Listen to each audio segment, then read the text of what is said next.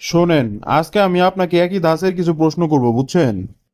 যদি সঠিকভাবে উত্তর দিতে পারেন তাইলেই আপনার চাকরি হয়ে যাব। প্রথম প্রশ্ন, নানা সমস্যা আছে কিন্তু নারীর সমস্যা নাই কিসের জন্য?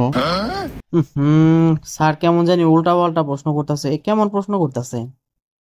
এর তো কোনো উত্তরই নাই, কিন্তু তাও তো আমার এর উত্তরটা দেওয়াই লাগবো।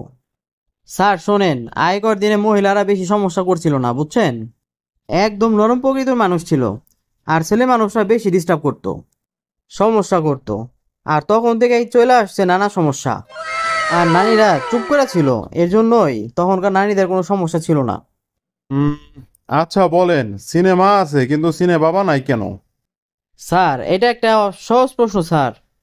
ঘটনা হয়েছে কি, সিনেমা হইতেছে আমাদের দেশে বা বিদেশে মানুষের অনুভূতিতে আঘাত করে। কখনো ভালোবাসা, কখনো বিরহ, কখনো আবেগ। আর এই আবেগে সবচেয়ে বেশি কান্দে হইতেছে মহিলা মানুষেরা, বুঝছেন? মানে মেয়ে মানুষ, মাজাতিরা আর কি। এই কারণেই এটাকে সিনেমা নাম দিছে। আর সিনেমা হইতেছে স্ত্রীলিঙ্গ, আর সিনে বাবা হইতেছে পুরুষলিঙ্গ। মাজাতিরা কান্দে বেশি সিনেমা দেখা, এজন্যই সিনেমা নাম দিছে। আর সিনে বাবা দেয় নাই। হ্যাঁ, বুঝছি। আচ্ছা কোন, ঢাকা আছে খোলা নাই কিসের জন্য? স্যার নাই, কে কইছে আপনারে? স্যার ঢাকা কামরাঙ্গীরচরের ছোট একটা জায়গার নাম আছে, খোলামোড়া। আচ্ছা, এবার বলেন, পোলার আইসক্রিম আছে কিন্তু মেয়ের আইসক্রিম নাই কিসের জন্য? স্যার শোনেন, পোলার আইসক্রিম নাম হচ্ছে, একটা প্রেমিকার প্রেমিকা যখন পার্কে ঘুরতে যায়, তখন দেখবেন প্রেমিকারা জীবনেও আইসক্রিম কিনা না টাকা দিয়া, পোলার আই কিনে, বুঝছেন? এর জন্য নাম দিছে পোলার আইসক্রিম। আচ্ছা, চাঁদপুর আছে কিন্তু সূর্যপুর নাই কিসের জন্য? স্যার সূর্যপুর থাকলে তো সূর্যের তাপে ওই এলাকায় আর থাকা যাবো না, এর জন্য চাঁদপুর নাম দিছে, বুঝছেন?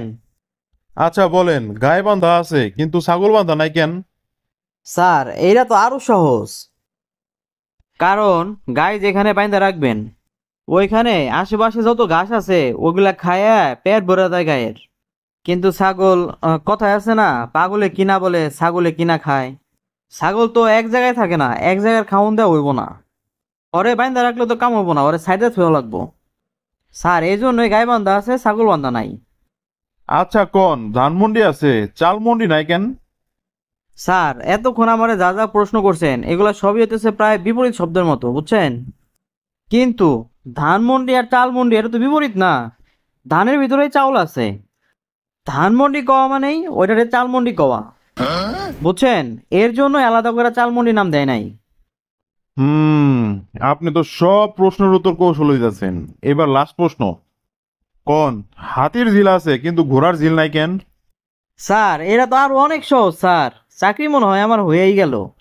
শোনেন, হাতি মরলেও লাখ টাকা, বাঁচলেও লাখ টাকা, এর জন্যই হাতির জিল নাম রাখছে। কিন্তু ঘোড়া তো খালি বাঁচলে লাখ টাকা, মরলে এক টাকাও দাম নাই, ওর জন্য আর ঘোড়ার ঝিল দেয় নাই, বুঝছেন?